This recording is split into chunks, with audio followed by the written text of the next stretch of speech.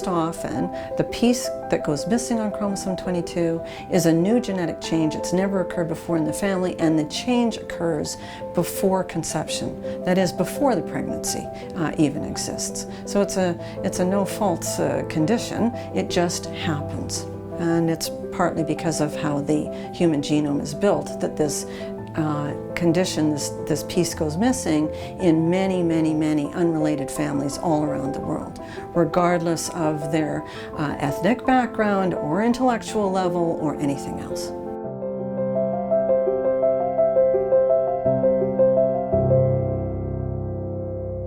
We have patients who have gone from doctor to doctor to doctor to hospital, have tried alternative medicine and all sorts of things because they have not had the total picture pulled together that a genetic diagnosis can provide, like 22q.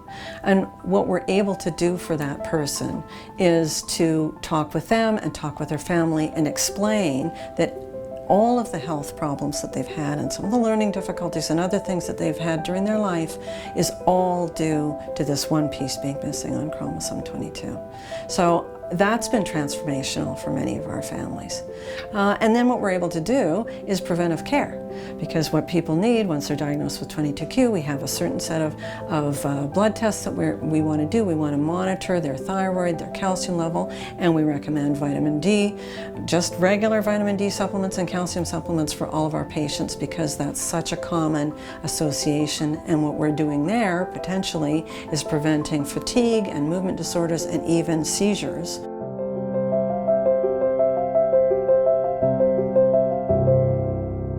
Our clinic here at the Toronto General Hospital is the first clinic in the world that is devoted to adults with 22q.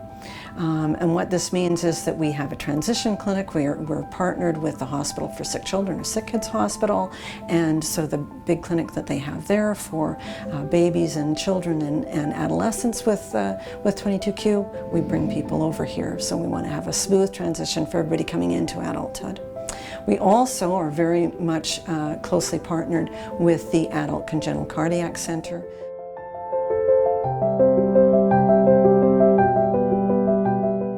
Most people, including most doctors, don't realize that many patients who are born with, many individuals who are born with a congenital heart defect may have a 22q11.2 deletion. I think this is better known now in the pediatric realm, but not for people who might have been diagnosed several years ago. So heart defects, very common area, especially, for example, tetralogy of Fallot, which is a common cause of blue babies. 1 in 8 people will have a 22q11.2 deletion who were born with tetralogy of Fallot. 1 out of about every 100 individuals who has an intellectual disability of any level has a 22q11.2 deletion. This is definitely not known in the broader community. We talk to teachers and people who are involved in helping individuals with learning difficulties, because many of them have not had the opportunity to be tested. About 1 in every 100 people with schizophrenia has a 22q form of this illness.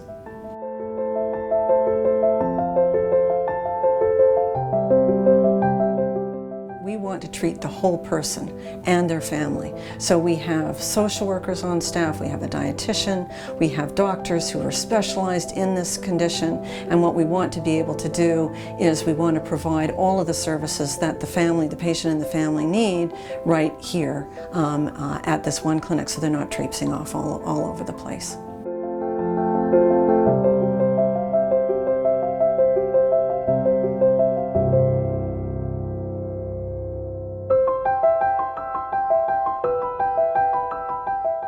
Very much tailor it to the person's needs. So, but we would have on offer, and many of our patients would need to see the doctor who's an expert in 22q, so this will be myself or one of my colleagues, psychiatrist, somebody who's a specialist in social services, so our social worker and our clinic dietitian, as well as the cardiologist, and potentially we have a whole fleet, because we're at the Toronto General, we have every specialty that could possibly be needed for this condition. So wonderful neurologists, endocrinologists, and a whole host of others who are associated with the clinic.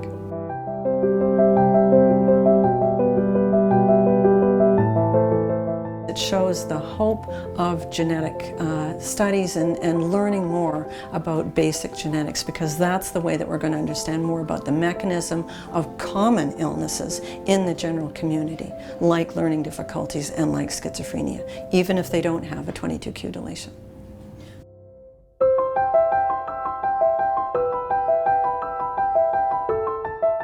We have a wonderful newborn screening program in Ontario, and they're world leaders in developing new technologies to bring on board the potential for being able to test for something like 22q. This is still in the testing phase, but we're very hopeful that that may be coming on down the line. We've had an opportunity to go to America and to the UK to discuss with policymakers there about bringing newborn screening to those two countries as well, and that's in the pipeline now.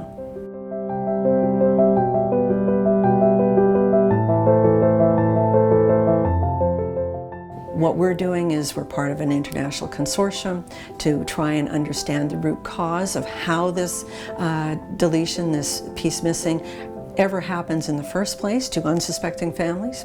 We want to very much know more about that. We want to know why about 1 in 4 people who have this deletion will develop schizophrenia, and why 3 out of 4 people who have this deletion do not develop schizophrenia.